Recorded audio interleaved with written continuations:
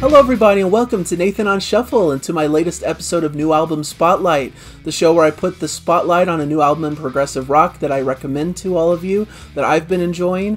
I always like to uncover kind of the hidden gems that maybe people don't know about. Today I have one that's probably a bit more notable that most people who are aware of the prog genre probably have some familiarity with. That is the Pineapple Thief, and their new album It Leads to This. The Pineapple Thief are an interesting band for me. They're not one that I've followed a ton in their past history. I've been more of a late adopter as Gavin Harrison has joined the drum kit on recent albums. And that really brought an interest to me into the band because I love Gavin Harrison and his style. And I think he's really brought a new added element to the band that really elevates their sound to a new level. But they have a pretty storied career. They've been around since 1999 and started a bit heavily influenced by Porcupine Tree, I would say, but also having a bit of that like Radiohead, Pink Floyd kind of energy, a little bit of an indie, more laid back, more relaxed type atmosphere. But at times they can add a bit of a rock flavor as well and be able to add a bit of a bite and a crunch to their music to give another added dimension. And I think Gavin Harrison really brings an added dimension in his drumming power and prowess. He's just an excellent drummer who's able to add a little bit of complexity but makes it feel like it really works well within the music, that it's not too overplayed or overdone. And I think he has that as a superpower. And combine that with Bruce Sword, who's an excellent singer-songwriter, who has an incredible vocal ability, who plays some excellent guitar throughout the album, and I think you've got a winning combination for this group that feels very inspired by Porcupine Tree, as I mentioned, and especially with the shared drummer of Gavin Harrison. You know, those comparisons are pretty hard to miss. But I think they branch out in their own lane just enough to give themselves their own unique identity, that it's not a clone band, but it's a band that has their own unique flavor and spirit as well.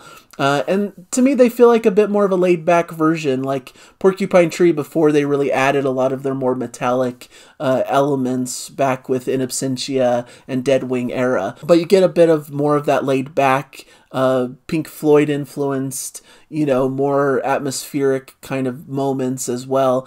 But they have a lot of funkiness into their music. They add a lot of interesting rock beats and fuzzier guitars. I think this album in particular adds a bit of crunch that's well needed and that adds an extra layer and elements. But what really stood out to me about this album is just how well produced it is. It just sounds super crystal clear and clean in the recording. Very much an ear candy type record. Like every track just sounds fantastic, has elements that draw my ear, things that are fun to listen for, things with like the keyboards adding textures. Nothing's overplayed. They're not a very flashy band. They don't do these extended like crazy complex solos and things. They really keep it grounded, and I think that plays to their favor. But they add enough little sprinkling in the production and in the soundscapes that I think it makes up for the fact that they don't have these fiery overblown solos, which would probably take away from the core music that they're trying to convey here. I think it's very song-centric. You know, each track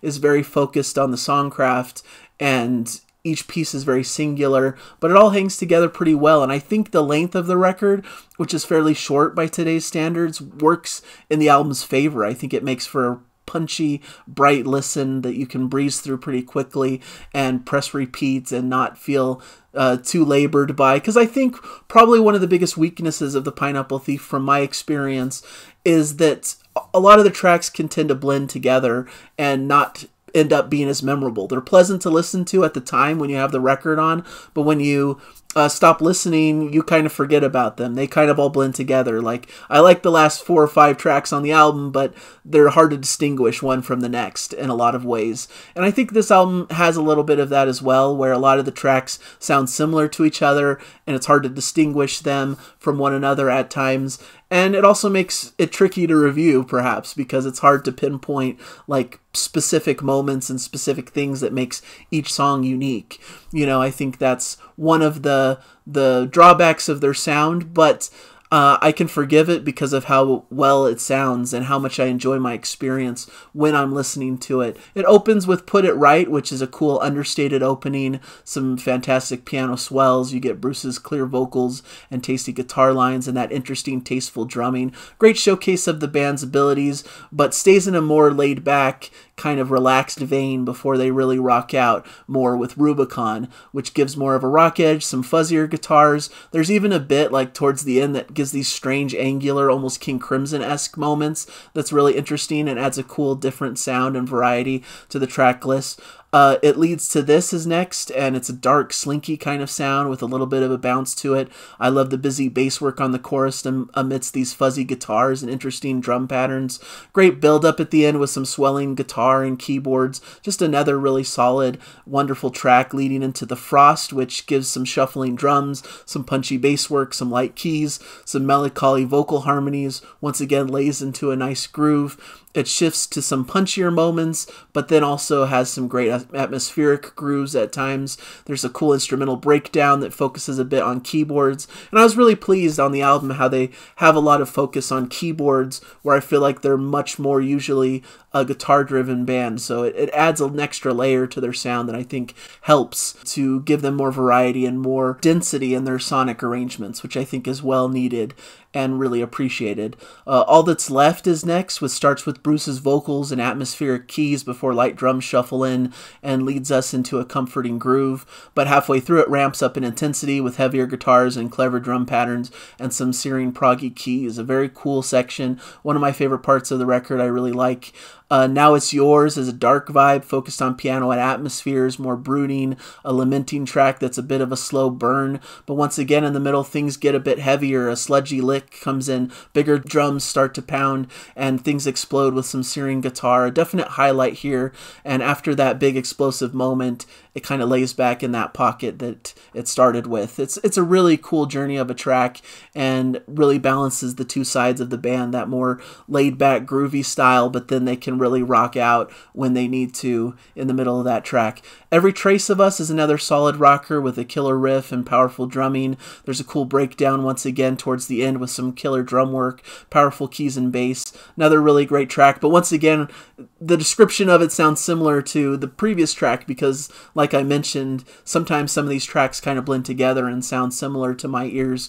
It's hard for me to distinguish from one to the next. To Forget, though, is a great closer for the album. It has some chiming acoustic guitars, more chill vibes with haunting vocals and light pounding drums to start.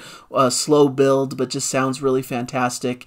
And once again, we get another cool kind of heavier section that leads us in the middle of the song with some more intensity in the drumming and soaring guitar before we lay back into that prior vibe, which the last like three tracks kind of have that similar structure.